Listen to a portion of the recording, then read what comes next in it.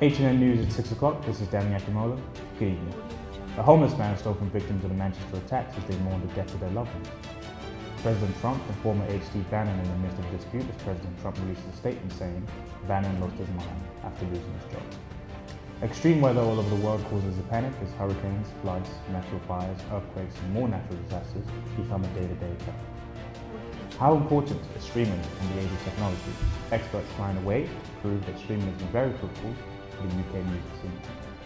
In sports, Britain's Andy Murray pulled out of the Australian Open after failing to recover from an ongoing hip injury. All this and more shortly.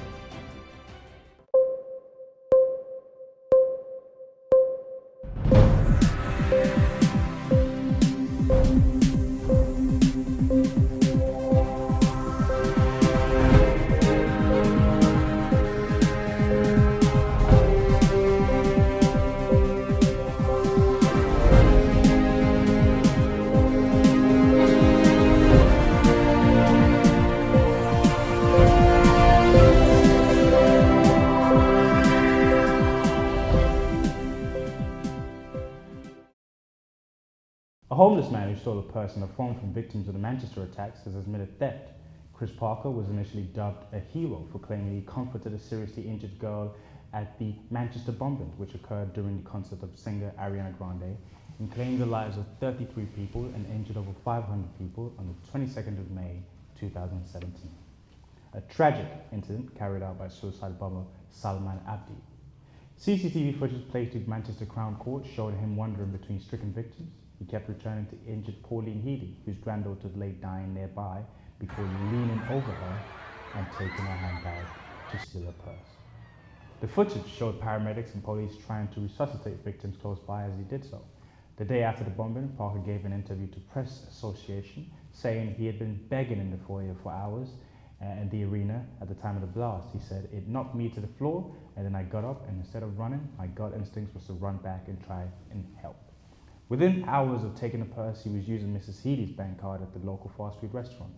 It had also been reported that he had stolen an iPhone from a victim who cannot be named due to legal reasons. Defendant Parker, John Broadley, told the court, "The only thing he can do is plead guilty and sincerely apologize for this appalling behavior on that evening." John Broadley also asked for pre-sentence reports on Parker, who has had a string of previous convictions dating from 2000 to last February, including the theft of a purse from a woman and numerous shoplifting and burglary offences. Another man, Michael Popick, was jailed after being caught using bank cards stolen from Healy. He did not steal the cards but was captured on CCTV using them at several outlets in the weeks following the attack. The $50,000 donated to the homeless is said to be returned to over 3,000 people. The spokesperson for GoFundMe told The Independent it remained in full control of the funds and that it had never been passed to Parker. He also said, "We're working with our payment partners on refunds now, which will be in full to every donor with no fees taken." Separate crowdfunding pages were set up for Stephen Jones, another homeless man who rushed to help victims of the Manchester attacks by pulling shrapnel from the faces of injured children.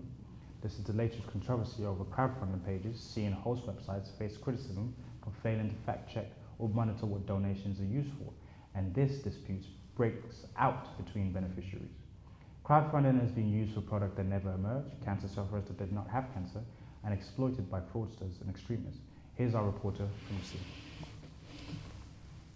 An unidentified blast outside the Manchester Arena, bringing bloodshed to an Ariana Grande concert. 22 confirmed dead, including children, and 59 injured. We had a bang and I just run for my life. Big flash and then a whoosh of air and just thought, what the hell's that? And all I could hear was screaming, people crying, everyone was just running everywhere. It was completely madness. Authorities say a single attacker detonated an IED, causing the mayhem. Just take your time and keep exiting the building. We are grieving today, but we are strong. Today it will be business as usual as far as possible in our great city. And British Prime Minister Theresa May calling this an appalling terrorist attack. So there was a lot of screaming and a lot of parents trying to sort their families together. There's a lot of children were there without parents.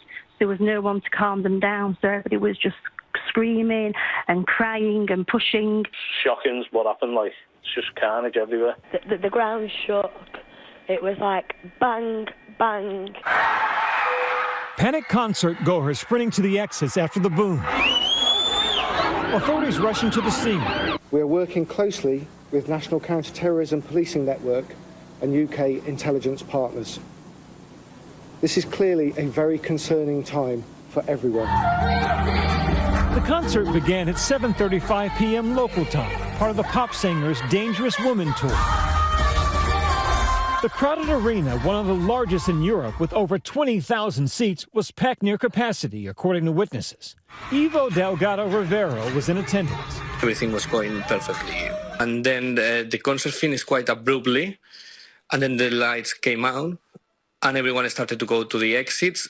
At around 10:33 p.m., after the concert had ended, fans in the arena, surrounded by pink balloons, heard a loud noise. Ariana Grande had left. The lights had come up. Everybody was just getting out of the seats and walking towards the stairs when all of a sudden this huge sound, which sounded like an explosion, went off. As I was waiting, an explosion went off and it threw me through the first set of doors, about 30 foot to the next set of doors.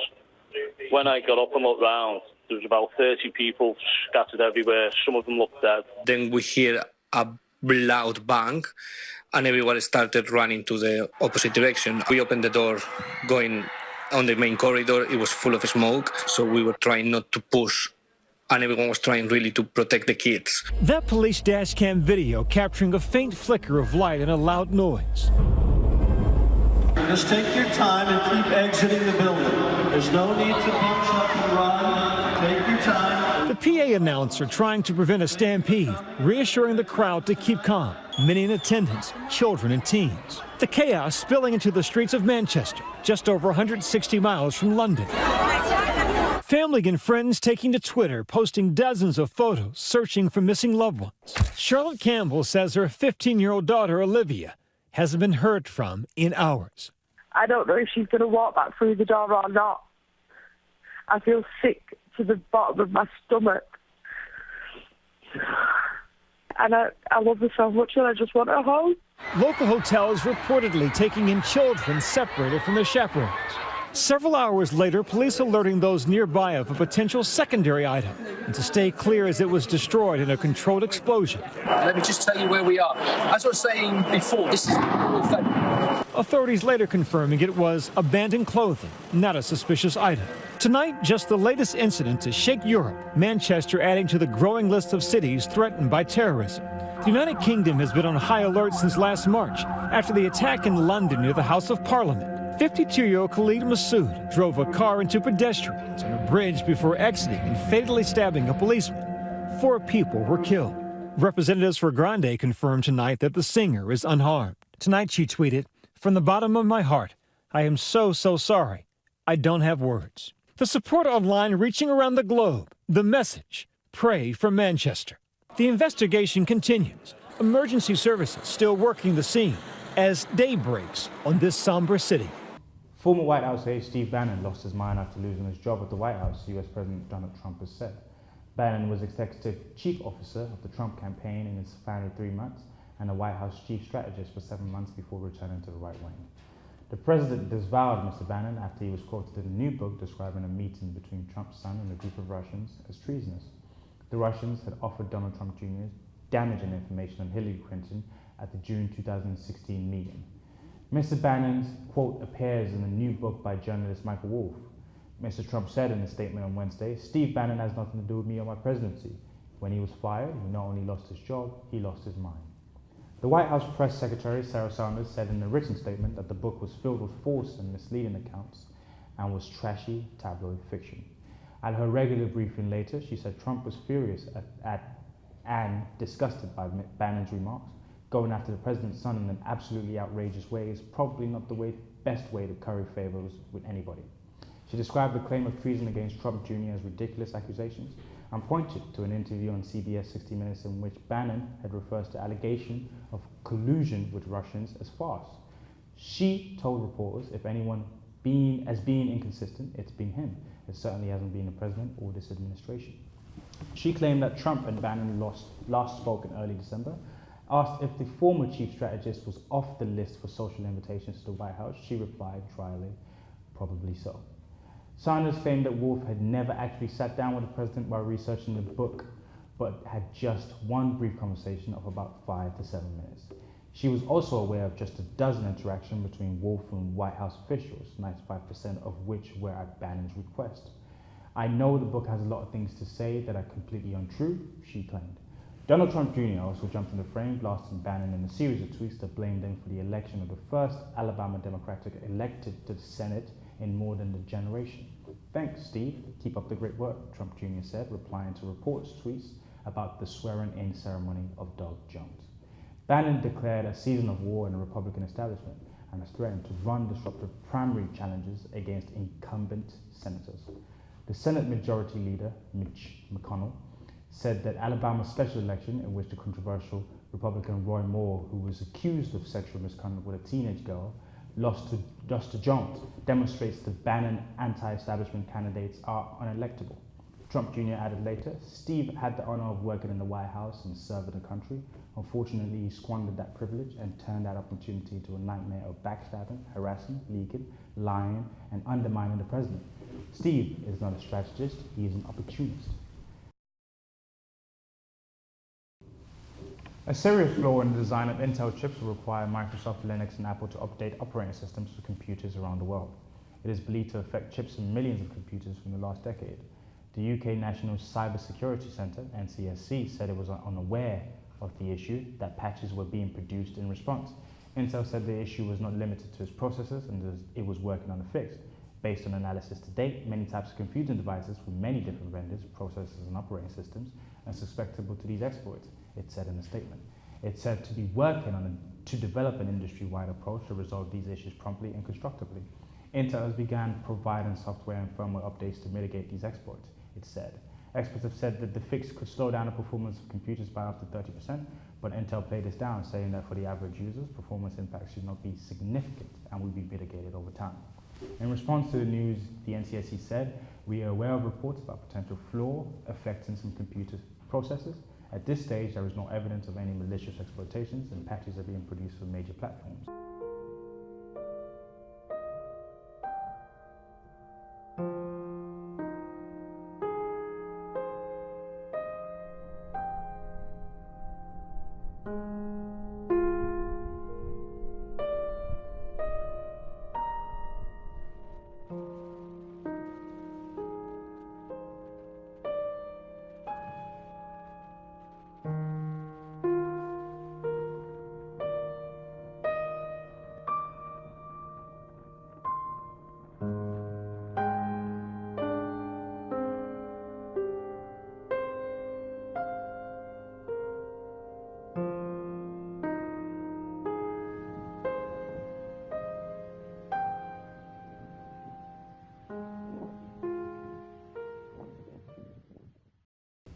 Eleanor, the name given to the storm that is set to hit the UK in the coming months.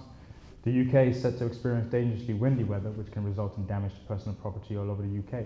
Coastal roads and property along Britain's western and southern coast are vulnerable to high waves throwing beach material onto the seafronts.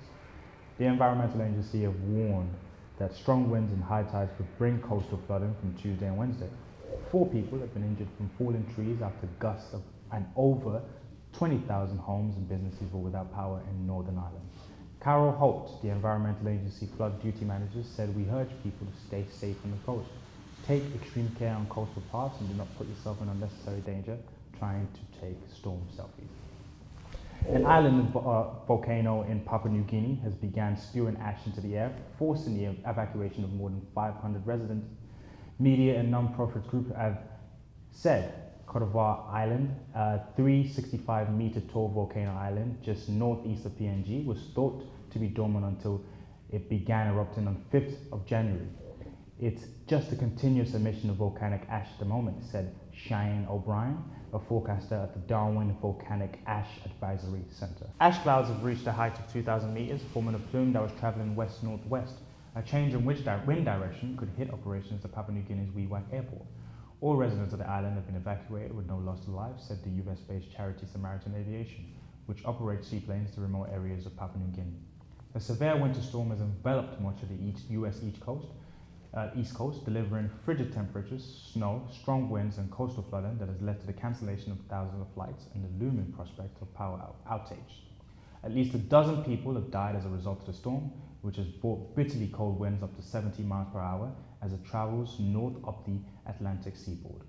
Forecasters have referred to the storm as a bomb cyclone due to an unusual rapid drop in atmospheric pressure that has triggered hurricane-like conditions.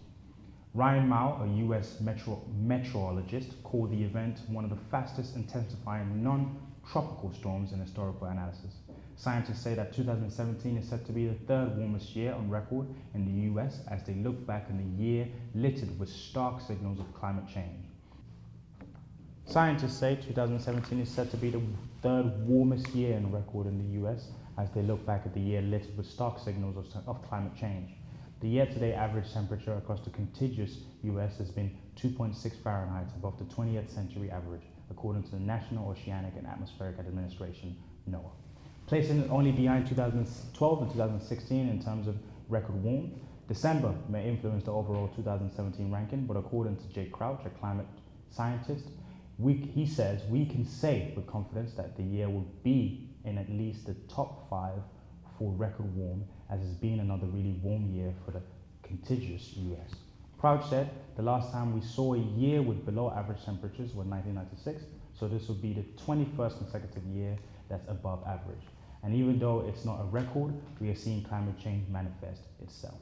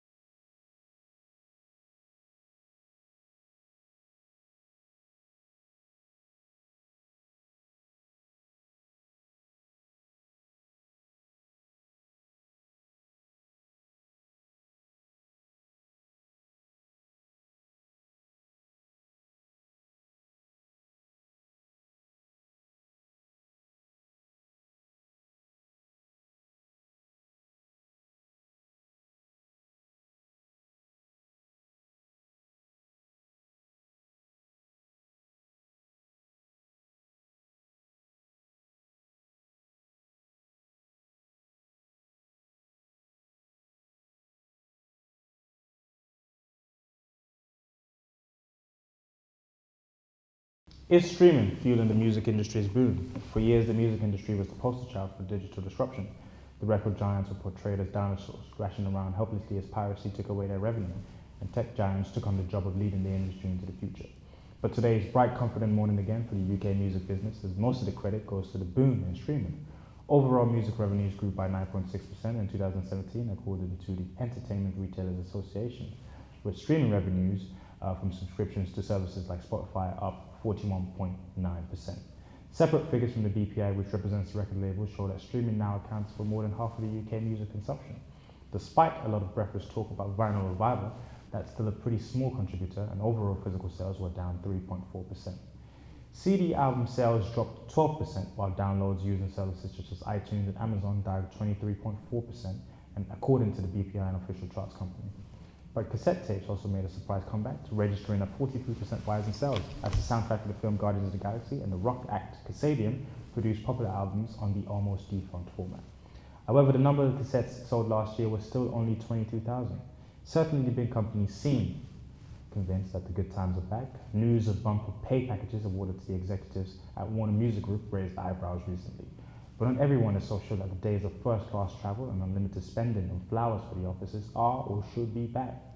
Two forces, the power of the tech platforms and the anger of the artists, mean the days of disruptions may not be over. But streaming, once regarded with deep suspicion by both the artists and the labels, now looks like the path back to prosperity in the digital era. And now over to our entertainment news. Here is Shamari. Hello and welcome to the entertainment section with me, Shamari Cunningham. Keeping with the building traction of the popular Marvel movie universe, the upcoming film, Black Panther, directed by Ryan Coogler, will aim to bring to life the Wakandan King T'Challa, a character acclaimed by many comic book fans. Early looks at recent trailers and posters seem to show that the movie, like most Marvel movies, will impress new fans and hardcore ones alike. And from recent reports, the man Chadwick Boseman himself, Black Panther, will immediately take place after Civil War and will delve into the main character's past and his relationship with his father. Chadwick was quoted saying, "You want the wow factor, but it's not just about blowing stuff up. It's definitely a character piece." Another interesting development that comes about is that the runtime is clocking in at 135 minutes. It seems to be an unusually long superhero movie for having only one superhero. Such detail has further whetted fans' appetites for what's to come, with all the film featuring a terrific star cast with the likes of Chadwick Boseman reprising his role as the titular Black Panther, Michael B. Jordan and Angela Bassett. Some amazing performances are to be expected. Set to be the final film before the penultimate Infinity War, it's speculated how well it will set the scene for the greatest battle Earth's mightiest heroes have ever encountered to date. Slated to hit theatres on February 9th, we'll have to wait and see as more details come in. The Black Panther has protected the world for generations. It is your time. Step into the spotlight. The world's gonna start over. I'ma burn it all. Step into the spotlight. Step into the spotlight. Is this your king? This ends today.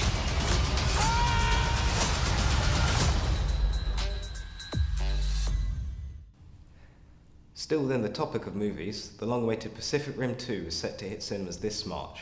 The sequel will see the Star Wars actor John Boyega as the main character, being the son of character Stacker Pentecost that died in the previous film.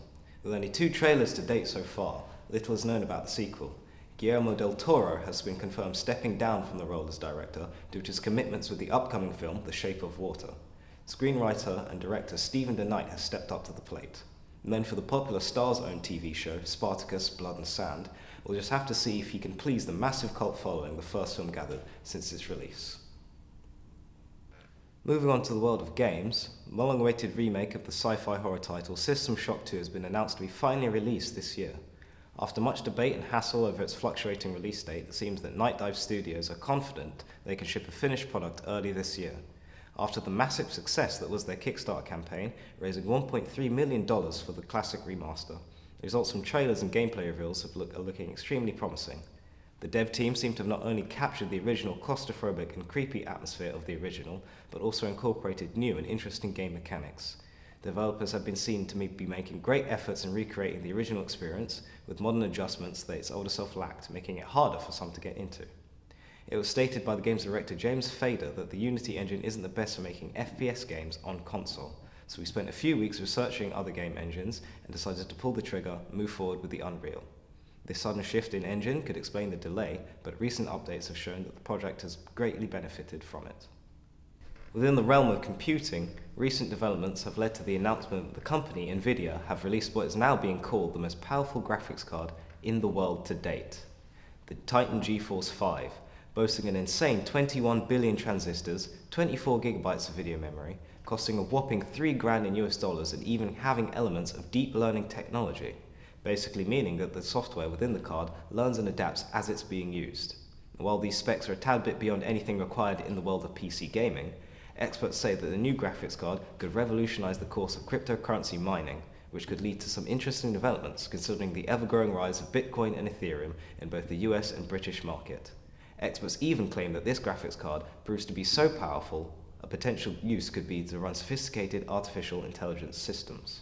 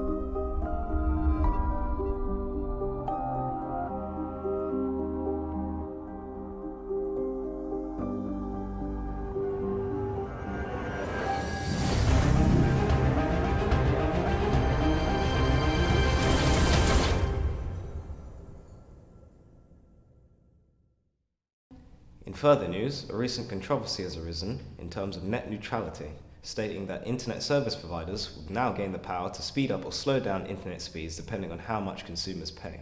This could potentially mean that bigger companies can now make it so their websites load quicker than smaller companies. And of course, the internet is up in arms, with already thousands signing petitions to reverse the law. Now, back to Dami for more on the matter. Net neutrality, what does it mean? Why has it suddenly become a part of our discussion, and should we be worried? Ladies and gentlemen, I'm here today to educate the uneducated on the subject of net neutrality, of course. But before I answer your questions, first we must talk about what the internet is and just how important it is. For me as an individual, the internet is a place of freedom. Freedom to do whatever, to be whatever, to see whatever, freely. And yes, of course, this comes with its pros and its cons, but what doesn't? On one hand, I use the internet to unearth the truth about certain issues that are dear to my heart. I use it to watch my favorite shows, my favorite music videos, artists, etc. But on the other hand, the internet has its dark side, where we find porn, damaging videos of other human beings, and websites that sell parts. And although these things existed before the internet, an argument can be made that the internet has made this easier. So, what is net neutrality? Net neutrality means that all internet service providers will treat all online content equally, also known as the open internet. The chairman of the FCC, Ajit Pai, is not a fan of net neutrality and has been very public about this. He believes the internet providers should be able to block or slow down legal websites and take cuts from the bigger websites to deliver their content to users. And it turns out his other two colleagues, Michael Radley and Brandon Carr, agree, and the existing net neutrality rules, which in summary states that everyone with an open internet provider, no matter how big or how small, should be able to access everything on the internet. This was demolished in a 3-2 vote on December 14, 2017. And of course, companies like Amazon and Hulu will be able to pay internet service providers that increase the price, but this will in turn mean that not everyone will be able to use their service as the prices slowly go higher and higher. And in order to make some websites faster, some websites will become slower. This makes the life of any startup company that relies on the internet a lot harder unless they are backed by a lot of money. Now, should internet service providers be able to charge its users depending on what websites they use? How does this impact piracy? How much leverage does internet service providers have over streaming services? How does this impact TV? All these questions are left unanswered as we wait to see just how net neutrality plays out. But I can tell you personally that I don't think any of this will favor the less fortunate. But that is my opinion. And that's why today we have expert Adam Norman in the studio with us to tell us a little bit more about net neutrality. Hello Adam, how are you doing? Hi Demi, I'm very well, thank you. I guess my first question is, do you know what net neutrality is? I suppose being here as an expert, I should really know what it is. So yes, the basic premise of net neutrality is basically to stop, stop internet American internet service providers having monopoly or control over the content that's freely available on the internet as we currently know it. This, for instance, could prohibit the access to certain websites, the content that's available on those websites, and applications which are available to use, such as you mentioned there, streaming services, Netflix and other things that may be affected. It also has an impact on the speed of the internet and which the speed you access things. So it could be that actually companies such as eBay or Amazon could fight over each other and pay more to get a faster service or a slower service, depending on what their requirements are. Right.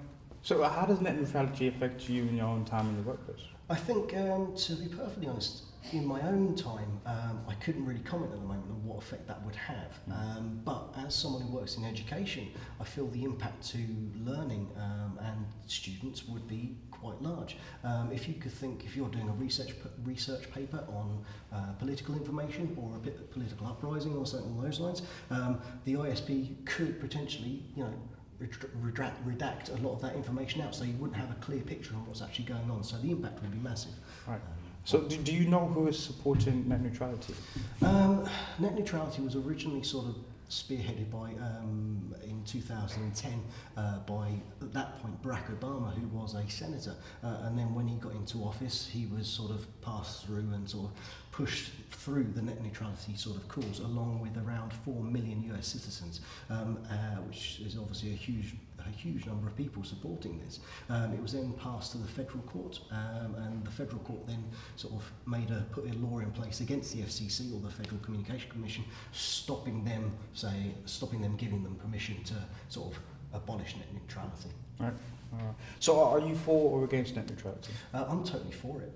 I think, to have the freedom that we do and the freedom of information that we have, I couldn't really imagine a world now that we live in that would restrict the content that we have. I mean, it would impact stuff like Facebook, Twitter, all those things that have really supported small businesses and entrepreneurs in making money could all stop because of them, because of taking net neutrality away. Right. So do you believe, due to the nature of the American Congress and the way the richest control, I guess, the most of it, do you think net neutrality has an opportunity to be approved? I think the nature of Congress and the nature of the White House that it is at the moment, anything really is truly possible. I think if you look at Trump as a person and look at the things that he wants to achieve in office, he is very, very money focused. And although in certain respects, actually being slightly more restricted on social media might be a better thing for Trump. But I think it's surely, with the amount of people supporting net neutrality, it can't be fully approved through Congress. Of course. Well, I'm glad to know we're both on the same page. I, for one, I am for net neutrality, and I hope it does get approved. Thank you for joining us today, and thank you for joining us too. The popular YouTube star Logan Paul has found himself in hot water with members of the public over a viral video he released on his YouTube channel, which has over 15 million subscribers. Logan Paul posted footage of him and his YouTube pranksters as they stumbled upon a dead body in Japan's notorious suicide forest. He was criticized for his insensitive and frankly silly decision of posting such sensitive footage on his channel, which can be accessed by people of all ages. He has released a written apology on his Twitter page and released a video apology on his YouTube channel. And cut. Item 11. And action. Apple faced $999 billion lawsuit for slowing down old iPhones. Apple has been accused of meticulously slowing down old iPhones without disclosing this to its customers, in order for its customers to either buy the phones or spend a ridiculous amount of money fixing old ones. The lawsuit filed by Californian Violeta Malion, the suit argues that by withholding information about the software updates' effects on iPhone battery life, Apple may have led its customers into thinking they should purchase new devices instead of simply replacing the batteries. Britain's Andy Murray has pulled out of the Australian Open after failing to recover from an ongoing hip injury. Murray has been battling a hip injury since last June and has not played a competitive tennis match in nearly 6 months. The Brit was due to return to this week's Brisbane International and flew to Australia last week, confident in doing so, despite still struggling with his mobility on court. But the 30-year-old was forced to pull out of the tournament at the last minute, and this morning confirmed that he will be returning to the UK and missing his first Grand Slam of the year. Usman Khawaja's unbeaten 91 seized the initiative for Australia on the second day of the fifth final Ashes test in Sydney. The left-hander shared an unbroken stand of 107 with captain Steve Smith to put the hosts within 153 runs of England's 346 all-out with 8 first-inning wickets still intact. Ominously for Joe Root's side, both unbeaten batsmen appeared relatively untroubled on what appears to be a good surface for battling, albeit showing consistent signs of turn. England earlier moved their overnight 233-5 to 346 all-out in an action-packed morning session. Lewis Hamilton apologised for making inappropriate comments in a video which he appeared to mock his nephew's princess dress in an Instagram video which has since been deleted. The Formula One driver says boys don't wear princess dresses. He was criticised on social media for the clip, which was apparently filmed on Christmas Day. The 32-year-old tweeted his deepest apologies, saying that he loved his nephew, feels free to express himself. The video posted in an Instagram story shows Hamilton speaking to the camera before turning it on his young relative, saying, "I'm so sad right now." Arsenal manager Arsene Wenger has been given a 3-match touchline ban and fined £40,000 for his behaviour in the referee's changing room after Sunday's game against West Brom. The Football Association said Wenger admitted his language and his behaviour was abusive, improper, and questioned the integrity of referee Mike Dean. The Frenchman was angered by the award of the 89th minute penalty for handball against Arsenal's Callum Chambers. West Brom scored to earn a 1-1 draw. Wenger will serve the first game of his punishment on Sunday in the FA Cup third-round tie at Nottingham Forest. He will also be confined to the stands for his first leg of the semi-finals at Chelsea and a visit to Bournemouth in the Premier League. Glasgow's prop Sander Ferguson is set to miss the opening rounds of the Scotland Six Nations Championships after being ruled out for the 8th week. The tight-head 21-year-old injured a foot in training with Warriors on Thursday, while hooker Fraser Brown will see a specialist after suffering a series of head injuries this season. The 28-year-old is sidelined indefinitely, with Glasgow's coach Dave Rennie pledging to leave him out until we know a little bit more. Tiger Woods says he's struggling to walk and needed help getting out of bed during his recovery from a back injury. The 14-time major winner underwent back surgery in April and was sidelined for almost 10 months. The American made his return earlier in December with 4 rounds at the Hero World Challenge in Bahamas. He said, "I hadn't played without pain for a long time. It's nice to just go out there and chill out." The 41-year-old also said during the 10-month period, "I was away from the game. I had a hard time walking and often needed assistance getting out of bed. I appreciate competitive golf now more than ever." And now, weather. Good evening. Well, most of England and Wales will be mild and bright this afternoon, but windy with severe gales. We could see gusts of 60 to 70 miles per hour with travel disruption possible and coastal impacts with high tides. A colder day further north with scattered showers affecting northern Scotland and Northern Ireland, but more persistent rain for southern Scotland and parts of northern England. Tonight this rain could turn to snow, especially across the Cumbrian Fells and the northern Pennines. And whilst today's strong winds will slowly start to ease this evening, another area of heavy showers and strong winds will move across southern England and Wales later. Wet and windy conditions spread into the southwest later tonight, affecting Northern Ireland, Wales, southern and western parts of England by dawn. The rain will be heavy at times and could lead to some localised flooding. Through the day tomorrow, the rain will continue to move northeast, turning drier towards the south, but remaining windy. The rain stalls across northern England and southern Scotland throughout the day before clearing away into the North Sea.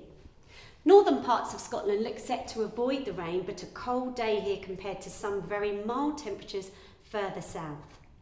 Wednesday will consist of a spell of strong and gusty winds is expected to move eastwards during Thursday. Some delays to roads, rail, air and ferry transport are likely, with some journeys taking longer. Delays for high-sided vehicles or exposed routes and bridges are also possible. There is also the potential for some short-term loss of power supplies. It is likely that some coastal routes, seafronts and coastal communities exposed to these winds will be affected by spray and or large waves. The strongest winds will affect southwest England and Wales during the morning, moving east, reaching eastern parts of England later in the afternoon. Gusts of 50 to 60 miles per hour are likely fairly widely, with some gusts reaching 65 to 75 miles per hour along exposed coasts and over high ground in the west. The cold weather looks set to firmly establish itself over the UK by the first part of next week. We can look forward to mainly dry weather, but with the risk of some widespread overnight frosts. There is great uncertainty as to how long this snap will last into next week. As fronts try to push back across the UK from the Atlantic, we may see some significant snowfall in some areas. Have a good evening. Bye for now. Thank you, Becky. And that's HN News for tonight. I will see you all tomorrow. Same time.